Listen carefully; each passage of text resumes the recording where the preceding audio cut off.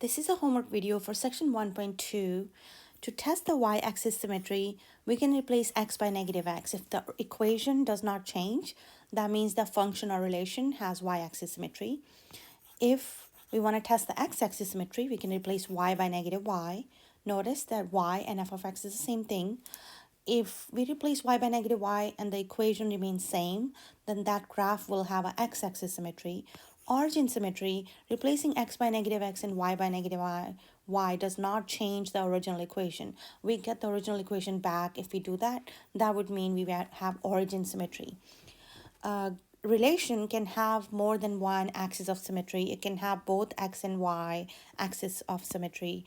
So it's worth it to check others as well if we found one symmetry. So here we have first example, y is equal to 1 times x to the fourth, which is just x to the fourth plus 3x squared. We want to check if it has a x-axis symmetry, y-axis symmetry, or origin symmetry. To test the x-axis symmetry, I'm going to replace x by negative x, and let's see what happens. So replace x by negative. This is going to help me check the y-axis symmetry. Replace x by negative x. So negative x to the fourth plus 3 times negative x squared will actually be back to the original equation. So my equation did not change if I replace x by negative x. That means I have y-axis symmetry. And if I replace y by negative y, let's see what happens. Just to check y by negative y, I would have negative y is equal to x to the fourth plus 3x squared, which is not same as original problem we had. So that means we don't have x-axis symmetry. We do have y-axis symmetry. And if I replace both x and y by negative x and negative y, I will not be back to original equation. So we only have y-axis symmetry here. And a graph can have none of these as well. Second example, y is equal to negative x to the third plus 2x. Let's go ahead and replace x by negative x. Replace x by negative x and see what happens. Y is equal to, this is actually going to become y is equal to negative x to the third plus 2 times negative x, which is going to be negative. And negative x to the third will be another negative. So it's actually going to make it a positive x to the third and minus 2x. So my graph totally changed. My equation totally changed in this case. It's not same anymore. I don't have the same same as original equation. So that means changing x by negative x did not give me the same equation. So this graph does not have y-axis symmetry. We can see that does not have y-axis symmetry. And next, I'm going to go ahead and replace y by negative y and see what happens. Y by negative y. So if I replace y by negative y, it is still not going to be equivalent to the original equation. So that means it does not have x-axis symmetry either. So there is no x-axis symmetry and there's no y-axis symmetry. How about replacing x by negative x and y by negative y and see what happens then? So that would be negative y is equal to negative x to the third minus 2x, which is negative y is equal to x to the third minus 2x. It's not equivalent of, it will be actually equivalent of original equation if I divide both sides with negative 1. So I can see y would be equal to negative x to the third plus 2x, which is back to the original equation. That means we do have origin symmetry here. If that would not have worked out, I would have said none because I already checked y and x-axis symmetry. But in this case, by replacing y by negative y and x by negative x, I can see the graph or equation remains the same as original. So that tells me I do have origin symmetry here. Right, next example I'm going to be doing is number 5. Graph the equation f of x equals negative 1 by completing the table. F of x is equal to negative 1. Well, we can see it doesn't care for what x becomes. The y is always going to be negative 1. X can be 5, x can be 10, x can be negative 3. Does not matter. So the graph is going to be a horizontal line passing through y equals negative 1. Another example, we want to give the equation of this line. So it's a horizontal line, and if you look carefully, y is the one that's not changing its values here. X is changing all over the range of values, but y is not changing at all. So the equation would be y equals to -2.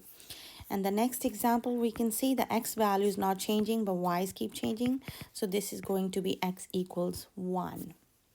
Another example, when I give the equation here, so it would be y equal to -9, or we can also say f of x equals -9. I'm sorry, not f of x. I apologize, go back. It's not y, it's x equals -9, because x is the one that's not changing here. All right, fill the t-table and then graph the equation. Y equals -2x. So I'm going to be replacing the x by this number here, whatever number is given, input value, and I will be figuring out the output value.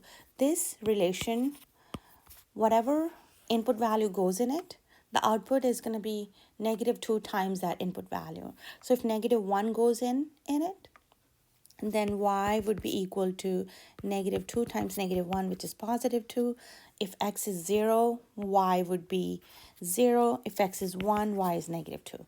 Let's go ahead and graph this now.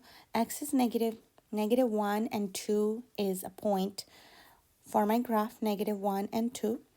X is -1, y is 2. X and origin is another point. X is 1, y is -2 is another point on my graph. And we can connect the dots, and that's how my graph is going to look like. Here we want to make the graph again. We can go ahead and make a table, x, f of x, and figure out, pick some values of x. 4 or 5 are good. I'm only going to pick 3, but I recommend you pick more just to be sure where your graph is headed. Sometimes it's not aligned. In this case, I can clearly see it's a linear equation, so I'm only going to pick 3 values. Actually, 2 values are good to give me graph of the line. So I'm going to pick x as 0, x as 2, and x as -2, just because I do have a fraction here, and I think picking the multiples of that denominator will help me get rid of the fractions. So when x is 0, y is going to be equal to 2. 1/2 times 0 plus 2 would be equal to 2. And when x is 2, 1/2 times 2 plus 2, that would be 1 plus 2, which is 3. When x is -2, that would be 1/2 times -2 plus 2, which is -1 plus 2, and 2 minus 1 is 1. So let's go ahead and plot these points. X is 0, y is 2. Here's my point. X is 2, y is 3. Here's another point, and x is -2, y is 1. And no, that's not the quadrant it's going to be.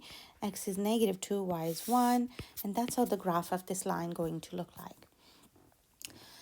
For the equation, -x minus 5y equals -5, you want to complete the table, graph 2 points in the table to graph the line. So we want to find out when y is 0, what is x equal to?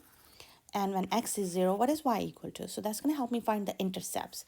So first, I'm going to find out when y is 0, what is x equal to? Looks like x would be equal to +5. So x is +5 and y is 0. And now we want to find out what is x when x is 0, what is y equal to? -0 minus 5y equals -5. Y also turned out to be +5 because we have -5y equal to -5. No. Let's go back and look at the x-intercept again, because I don't think we didn't divide with -5. So to find the x-intercept, we are going to replace y by 0. -x equals -5, x equals 5. That was absolutely correct.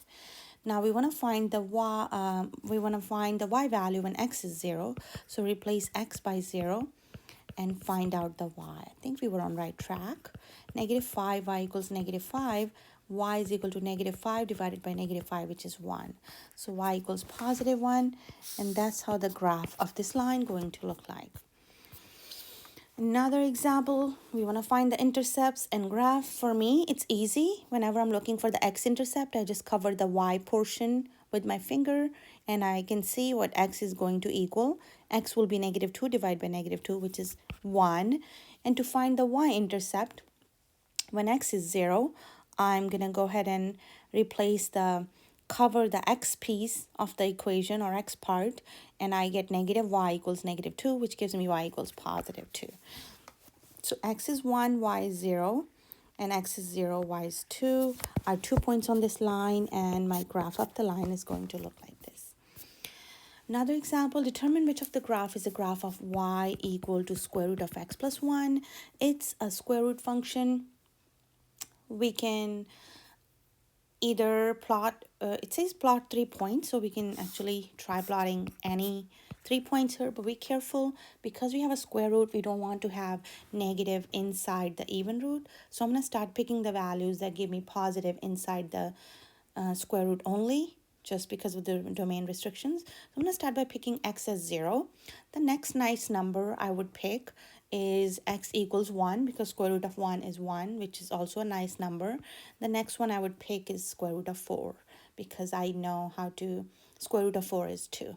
So when x is 0, y is going to equal, plug x as 0 in the given equation, y would be 1. When x is 1, square root of 1 plus 1 is 2. When x is 4, square root of 4 is 2. 2 plus 1 is 3.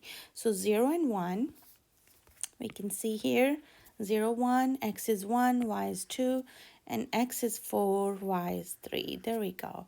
So this is the graph of this square root function. Match each table with its equation. So I'm going to leave that part up to you. Check which x and y values satisfy which equation, and then match them with the graph. Determine whether the given points are on the graph y equals 3x plus 3, y equals 2x plus 3. So how can we determine that? I'm only going to show you one example. You can check other points as well. There might be more than one point that satisfy. So I'm just going to check 3 and 8. So I'm going to plug x as 3, y as 8, and see if left side is equal to right side or not. So I'm replacing x by 3, y by 8. Looks like the first point is not on the graph, and you can check the rest of the points in the same way. That's all for homework 1.2 video.